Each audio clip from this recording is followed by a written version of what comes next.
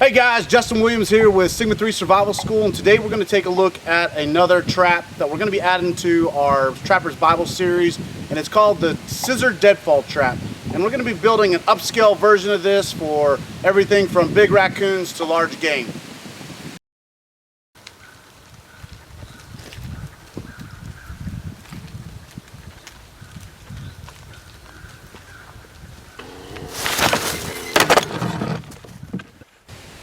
So with the Scissor Deadfall trap, it only requires a few essential tools, and you can get by without these and use some primitive methods, but they're going to make your project a whole lot quicker. So everything from a simple axe, we sell several different axes on our website. You're going to need some cordage, and for this project we're going to be just using some bank line, but paracord works great as well. You're going to need a couple good knives, a couple good fixed blades. We're going to be using the Sigmora and the Sigma Standard, and then for cutting to length, getting nice clean cuts, gonna go with our silky saw. All these will work great on our project, and you can get all these online at survivalgear.us. So I want to take a second to talk about some of the items you're going to need for this trap. You're going to need a couple drop pieces. These are going to be your heavy, making up your scissor. A couple of heavy large pieces. The bigger logs you choose, the larger the game you can take. And so these are pretty heavy. They're going to be a hickory, a really hard wood, so when they drop, they're going to make a good solid smack, and definitely are going to take the animal out as quickly as possible. And that's what is important about any type of trapping, is that you do it as humanely as possible. So we got our two cross pieces making our scissors. Then we're going to have a support pole that's going to help keep it in place, and to help save us from having to cut a lot of extra wood, we're going to use the two existing trees that are close by right here to give us our other uprights to help hold this whole trap into place. Alright, so I got my two scissor pieces here. Notice I've cut some 45s out of the ends, and I'm going to now use kind of a figure 8 bipod lashing setup here to hold this together. So pretty much just make an overhand loop in one end, wrap it around one of the logs, and now I'm going to begin to figure 8 around these logs. And right now I'm really not too concerned about making it super tight. I want it to fairly be loose, and I go ahead and start with them together. That way when I open them, this gap here will close on itself, and this binding will help hold it in place. But once again, I'm using a couple eagle spans of cordage, 1, 2, to hold this in place as well.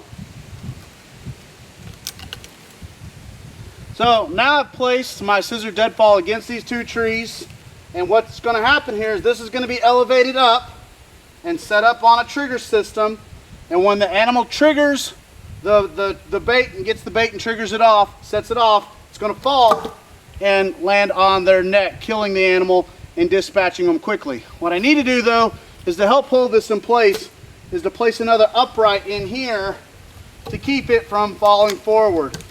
And so now we got this in place, we're going to secure it with the upright, and then we're going to begin to put in a cross beam to run the string over.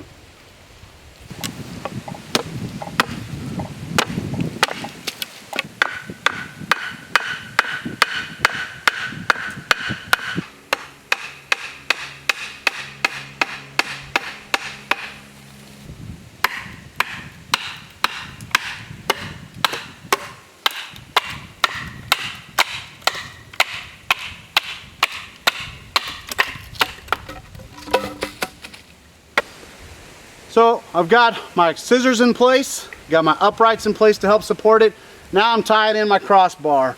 And what this is going to do is this is going to allow the string to come over the top of it, and that's what's going to help set my scissor trap in place so that I can attach it to a trigger system, so when it goes off, everything will be one fluid solid motion.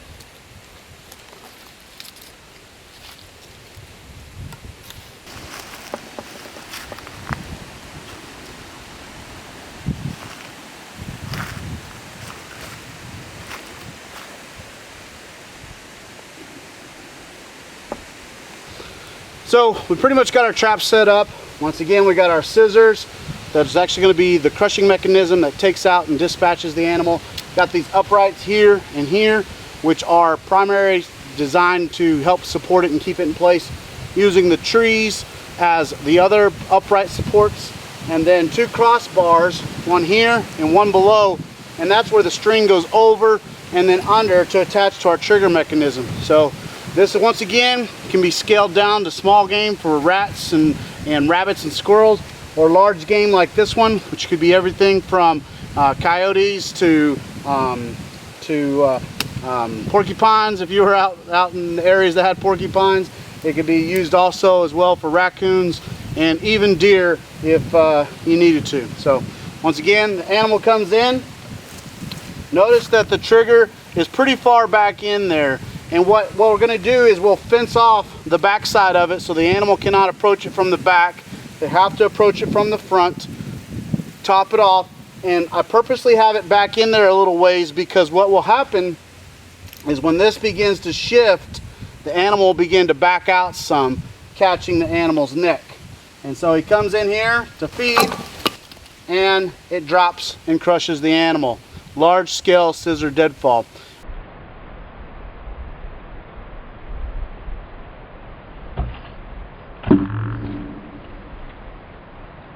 So anyways, hopefully you guys were able to take some tips on how to make this trap. Encourage you once again, as always, get out there, practice these skills, do it responsibly. This once again is an illegal trap, but definitely encourage you to set one so that you might be able to use it in a true emergency survival situation.